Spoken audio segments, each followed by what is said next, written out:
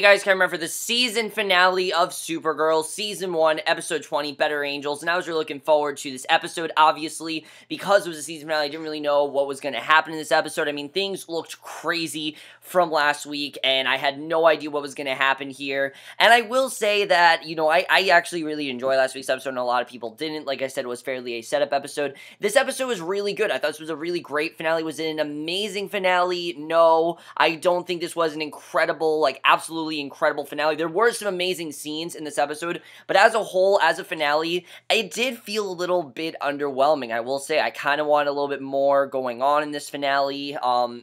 I thought it was good, but there were some things that are still unresolved, which I understand they need to get to Season 2, obviously, but for me, I don't think this was as grand scale as a finale as I thought we were going to get, but let's just get into this episode, because this was a good finale. It wasn't a great finale, but I do definitely want to talk about it. So as we know, we start right off with the last episode, and we see a kryptonite-armed Alex facing off against Supergirl. Kara won't fight back, obviously, because she just doesn't want to fight her sister. I mean, that's the one thing that Kara will never do. She's never going to fight Alex, so Alex is getting the better of her until Eliza shows up with John to talk her out of it, and I like that Eliza broke up this fight, and we see a lot more of Eliza in this episode, which I really like seeing. I mean, we've heard a lot about Eliza and Jeremiah, but we only really saw her in last week's episode, and we get to see a lot more of her here, and it really makes me think she's going to be a big addition to next year's season, definitely. So, basically, she says that her father believed in her and begging Alex to beat the mental conditioning. It works with Alex tossing away the kryptonite sword and turning off her power suit, hugging her mom and saying she's sorry, and really good scene. I definitely like the way that was done. You knew that, obviously, Alex and Kara, they were going to be, you knew obviously that Kara wasn't going to fight Alex. You knew that was definitely going to happen. But again, that was the first thing that I'm like, I kind of just wanted a little bit more there. I really did. And she apologized to Kara too. And then they get into the broadcast center where Kat has faith in Kara's ability to break the connection between the people of National City and Myriad. Obviously, that's the main thing they need to do. They need to find a way to break Myriad. And that's what most of the episode's about. Most of this is about breaking Myriad and then taking down Non. And again, for me, a lot of this stuff just came way too soon, I definitely will say. So they start the broadcast, and I love this next scene. I love the way this was done. I thought this was very well handled.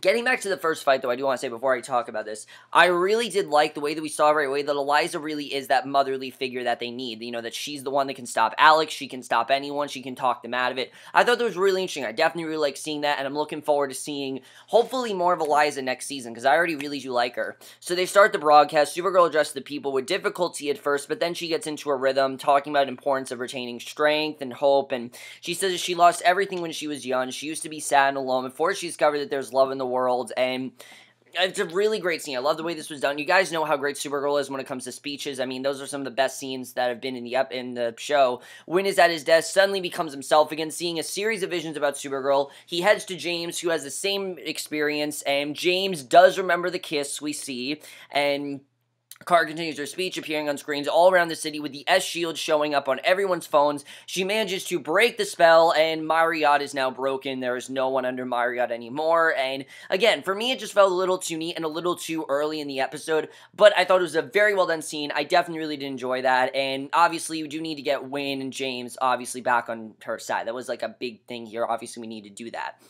So at his hideout, Non is furious that he's failed Astra because he hasn't done what Astra wanted him to do, but Indigo tells him that what he has to do is simply kill the humans, and again, Indigo is just not threatening. I just don't see her as that threatening. To me, I understand why he needed Indigo, I get it, it's just, for me, the villain was just very underwhelming, and Non is good. I think Non's a very good menacing presence. Indigo just hasn't been working for me, and she tells him that what he has to do is simply kill the humans and leave Kara behind so they can conquer other worlds without Kryptonian protectors, and basically they want to kind of just start over, you can see. So I thought that was very interesting. At Catco the next day, James and Wynn both approach Kara to apologize for what they said and did while under the influence of Indigo. Kara then hugs them, says that they're fine, and she feels guilty about the co-worker who died, but James and Wynn try to encourage her about it, and because, that co-worker did end up committing suicide, obviously, but it wasn't really her fault. I mean, she was under the Myriad. There's really nothing Kara could do about it. So James wants to talk about the kiss that happened right before Myriad struck, so Wynn excused himself, and before they can start talking, Kat interrupts their conversation for a meeting, and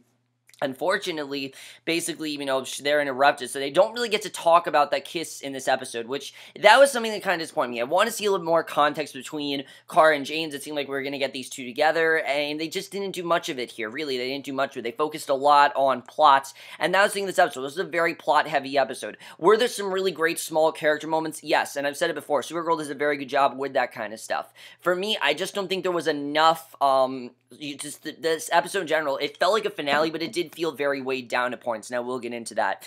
So at the DEO, Lucy's pretty upset while the cleaning crews work their magic. Joe's in the med bay when General Lane appears, and you guys know how much I hate General Lane, but as we know, he was on Supergirl's side last year, so he's not totally a dick in this episode. He hugs his daughter. Apparently Superman is still down for the counts, and nobody knows why, and let's talk about this, because them introducing Superman is an absolutely nothing. I mean, the only reason they did it was for fan service. The only reason they did it was because people wanted to see Superman, and for me, they've done absolutely nothing. I mean, we haven't seen Superman, we haven't heard, we're just hearing about him, and hearing about him is not the same as seeing him. We need to see him, okay? We've heard about him all season. We need to start seeing Superman. I definitely do agree that this is starting to get tiring, definitely. I definitely got that feel in this episode. It was getting a bit tiring, and I honestly, come on, just show us Superman, please. Just show us Superman. So General Lane orders the soldiers to cuff John over Lucy's objection. She says that he's pushing her away just like he did with Lois. He goes to apologize to John for his treatment. John tells her it's fine, that General Lane is only doing what he thinks is right, and really that's what it is. I mean, Lane thinks that he needs to be brought to justice, that John is this creature that, just can't be stopped, and he needs to bring him down. So in Alex's lab, Eliza asks why John and Alex came to see her in the middle, and then they wouldn't tell her, because as we know, they didn't really tell her what's going on. And I did like that Alex revealed that Jeremiah is still alive, a prisoner of Cadmus, and Eliza's freaking out. She's thinking, oh, there's no way this could happen. There's no way that he could still be alive. But basically, I like that we did get that reveal there. So Lord comes to see them, tells the team that Myriad Waves keeps rising. He thinks it's designed to kill everybody by overloading their brains, which is crazy. And Lord then briefs the DEO team. Supergirl saying that their way they're raising the waves of Myriad is like using a Yuzzy on a mosquito, and they have about 4 horns before it becomes fatal. An agent then summons Alex and Lucy to the armory. Lord tells Supergirl they need Superman and John to be confident about being the Kryptonians. He doesn't believe she can do it alone. He says it's a suicide mission, and she makes him promise not to tell Alex, and basically, obviously Alex is going to be very concerned, but she needs to do this without Alex's, approval. So at Catco, Kara gets to work to find Wynn, already with a headache, and I really like this scene. She basically tells him that she thanks him for everything he's done for Team Supergirl, and that his moments, are some of the best times of her day, like just him being her best friend and everything. It was a really nice moment. I mean, Kara and Wynn, we've kind of seen them develop throughout this season. At first, you thought that Wynn was going to be sort of a love interest, and then they really are friends. That's what it is. They're friends, and they're always going to be there for each other, and you really do see that. It's very reminiscent of the Iris-Barry relationship, and I did like the way they did Kara and Wynn here. I thought this was a very well done scene, and Kara and Wynn are by far one of my favorite parts of the season. I definitely really enjoyed them. So she goes in to see Kat with her lunch order. Kat asks her to get an herbal juice and asks Kara before Kara leaves the office, she pours her heart out to Kat as well. Kat asks her what that was all about, but accepts Kara's "I'm just seizing the day" answer. She just says she's seizing the day, and that's all it's about, and basically, she thanks her. She thanks Kat, and Kat has no idea what's going on. You can tell that Kara's just very grateful for everyone, definitely. So in James' office, he asked to finish the conversation from earlier. She says maybe there's a reason they're always being interrupted, that they're not meant to be, and she tells him that she knows they could have been happy together, but they missed their chance. She wants him to find happiness and find someone who appreciates him, and again, to me, I just don't really think they explored this as well as they could have. I kind of wanted to see them explore this a little bit, have them go on a date, maybe. I mean, I want to see him just do something more here, not just shut it down. That just feels like they don't really know what to do.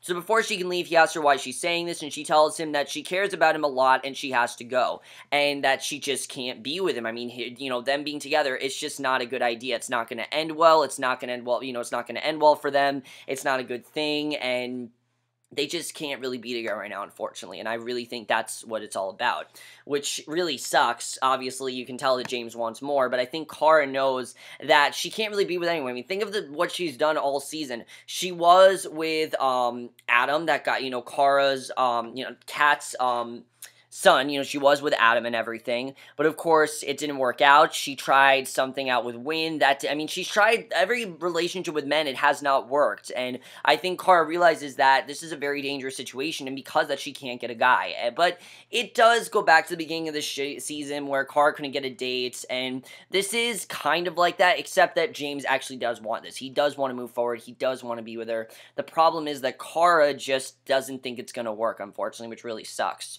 So at the DO, she goes to see John. James has already called Lucy to tell her that Supergirl was acting like she was saying goodbye, and obviously she's, you know, he's really upset about that. She tells John that she's just being cautious. She promises to save the Earth, but she doesn't know if she can get her alive. She didn't say what she needed to before the end of Krypton, and that's why she's doing it now. John tells her to not give up, but Kara says that she's not giving up, that she's just at peace with what happens if she dies, saving people. She kisses him on the forehead and basically goes out for this last mission to defeat Non. You know, she doesn't know if she's going to come out of this, but she's going to defeat Non on her own, and that's something we haven't really seen on the show before. I mean, everyone's kind of been outlining her. This is the first time she's done this on her own, and Lord then reveals that he's located the Kryptonians by ways of the Omega Hadron. They found a spot in Nevada, which Lane says is actually Fort Ross, and Supergirl is saying to take out the mission, and John says he's going to, over the General's objection. Alex tells them to both be careful as they leave. Joe's notes that say she didn't say goodbye to her sister, but Supergirl tells him if she did, she'd never leave, basically. You know, if she did, you know, she wouldn't have left. So, near Fort Ross, Supergirl and John square up against Indigo and Non, with the rest of the prisoners already in their sleeping pods, preparing for a journey through space. The ticking clock is at 6 minutes, and humans are starting to be in serious pain all over National City, as well as the DEO. And Indigo then stabs John in the side. Non smashes Supergirl on the ground. Indigo's about to kill John. Really crazy scene here. He instead lifts her over his head, tears her in half. Meanwhile, Supergirl and Non square off with heat vision. Suddenly, Non abruptly collapses, and what's left of Indigo tells the pair that they won't be able to get to Fort Ross as airborne or stop the signal, no longer coming from the Omega Hadron, from continuing to increase. She says that all they can do is watch the world die, and then she deactivates. So, with only 4 minutes to Doomsday, the Lanes make peace. Supergirl calls in the DO, tells her she's flying Fort Ross into space herself to get rid of the Myriad wave, and basically Alex tells her she can't, that she'll die, but Supergirl makes her promise to tell Jeremiah about what a great life the Danvers gave her. They sign off saying they love each other, and you know that Kara's not going to die, obviously. You know she's not going to die. It's an effective scene because of the bonding that these two have, but you know that Kara's not going to die, and that's the thing with this scene. You know she's not going to die, and beneath Fort Ross, Supergirl positions herself to hurl it into space. John looks on, too injured to help, while the prisoner soars in the air under Kara's power. She takes it into space and lets go once it's free of Earth's atmosphere, starts to float, losing consciousness, and as she does, the ship that brought her to Earth approaches with Alex to the controls. Supergirl wakes up in the med bay at the DEO, her mission accomplished, and Alex pleads to deliver the news. So, very easily she was able to do this. I mean, obviously it was very hard, which that scene, I've got to say, was incredible. When she was in space, basically, the way that was done, I definitely really enjoyed that. She gives Kara back a Kryptonian necklace that Supergirl had given her for safekeeping, and Lane King comes to present the news to John that the President has agreed to pardon John and put him back in control of the DO. He gives a speech saying that he plans to work with Lucy, and it seems like these two are actually going to team up together, that John and Lucy, they're going to be working together, and I think that's a good direction to take this. I definitely really do enjoy that. So at Catco, Kara gets a message from Clark, who feels hungover but otherwise fine. Kat comes to Kara's desk, collects her things, making her feel like she might be fired, and instead she brings her to a private office saying that Kara's the best assistant she's ever had, which is why she has to give her up. Kara asks what her new job is, and Kat says that Kara should present a plan to Kat for what job she wants at the company. So as she leaves, she pronounces Kara's name correctly for the first time, and it's a really effective scene. You actually see that Kat is impressed by Kara, and I think it's the first time we've actually seen Kat genuinely appreciate Kara. I mean, Kara kind of was, you know, Kara gave her that whole speech and everything, and I do think Kat realizes how great of an assistant Kara really is, and I don't really know what position Kara is going to have, but it does seem like Kat really is appreciating her more, and I definitely really did enjoy that. So at Kara's apartment, they're setting up the table for dinner when James arrives. He pulls Kara aside, presents her with a framed photo he took of her, not as Supergirl, but as Kara, and he kisses her, which is interrupted by Alex, who asks her to do the trick. Kara uses her strength to gently squeeze a champagne bottle until the cork pops out, out, they give a toast to family, and it's a really nice scene, but you obviously know it's not going to last, because we have to get to next season. Before they can get a drink, something hurls through the air outside when Kara and John go to check it out. It's a Kryptonian pod like hers. She's shocked to see what's inside when she opens it, and we don't know what's in that pod. We don't know what's in it, but clearly someone has now come down to Earth. We don't know who it is. We'll have to see what happens, but that's how this season ends. And overall, like I said, a good finale. Not a great finale. I don't have a ton to say about this finale, honestly. I really don't. I think this was a good finale. For me, the stakes just weren't that high. Obviously, the whole situation with Myriad, yes, you knew they were going to get out of it. You knew that was going to happen. I really wanted death. I really did. I mean, Supergirl, Flash and Arrow, we've both gotten deaths. And I understand the show is not like the Flash and Arrow. I totally understand. That's perfectly fine. I haven't had a problem with that all season. For me, I just wanted more there. You know Kara's not going to die in that scene with Alex, so that scene kind of lost impact for me. I do like that Kara and John are now officially teaming up and they officially are working together. I definitely do like seeing that. And I do like the direction we're headed in Season 2. It definitely does seem like we're focused on something completely different, and I really do enjoy that. It seems like Kara and James are together now. I don't really know what to make of it. They definitely do seem like they are together, so I'm not really sure. We'll have to see what happens next season. But Kara and John, yes, they have discovered there is a new pod. I don't know who's in it, but we'll have to see what's going on there. Kara did not reveal her identity to Kat. I really thought she was going to. I mean, just the way this was going, I really think it was going to happen. It's happening next season, okay? It's happening next season. I know it's going to happen, especially since Kat is appreciating Kara more. It's got to come out next season. I just can't see Kara holding this back any longer. I can't see her doing that. So, we'll have to see what happens with Kat and Kara. I like seeing that scene.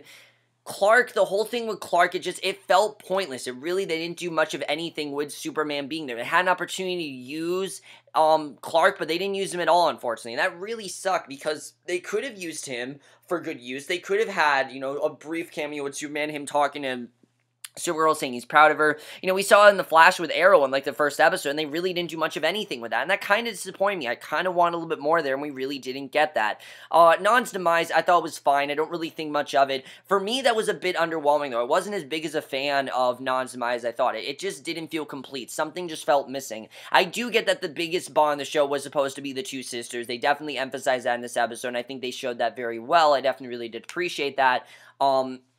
Let's talk about this season overall, because I really did enjoy this season. I know there were a lot of people that don't enjoy the show. They think that the show is stupid, or it's just silly, or they just think it's, the writing isn't up to par with The Flash and Arrow. No, it's not The Flash and Arrow, but I do think that as the season got on, it got more and more interesting, and I do think that next season is going to be a lot better, definitely. Not that the season was bad, but there were a lot of things, obviously, that just didn't work as well, the love triangles, things like that. But I did like where the season went. It seems like next season we're going in a completely different direction. I'm really looking forward to seeing what happens next season. I believe we have a next season. I don't know if the show was actually renewed. I don't think the show has actually been officially renewed yet, which would suck if there wasn't. Is this my favorite thing to watch? No, I don't think it's, I will say, I don't think it's as good as The Flash and Arrow. I definitely will say that. But I do think it's still a very good show. I definitely do enjoy watching it. It's a lot of fun. I enjoyed the characters, especially that episode Falling. I mean, you guys know how much I love that episode. And I really want more episodes like that one. The personal stories, things like that, everything like that, I think they showed very well this season. The idea that Supergirl is this hero that inspires people, they showed that really well. For me, this just was an underwhelming finale. I wasn't a huge fan of it. It wasn't my favorite episode of the season, was my least favorite episode. It was just a really good finale. It wasn't a great finale. It was a really good finale. I really did enjoy it. If I had to give the season a grade, honestly, probably a B+, and that's not too bad, honestly. I will definitely say that. And I know I don't usually grade TV seasons, but I'm just saying in general, that's probably what I give it. Something like a B+. It's not a perfect season. I think this was a very strong first season. It did show what the show's capable of, definitely. It had some very strong episodes. Really only 3 that I absolutely loved, if you guys know. There were really only 3 that I absolutely loved, that I thought, those were all great episodes. But overall, guys, you guys saw this finale. Love to hear your thoughts. And I know I didn't have as much to say about it.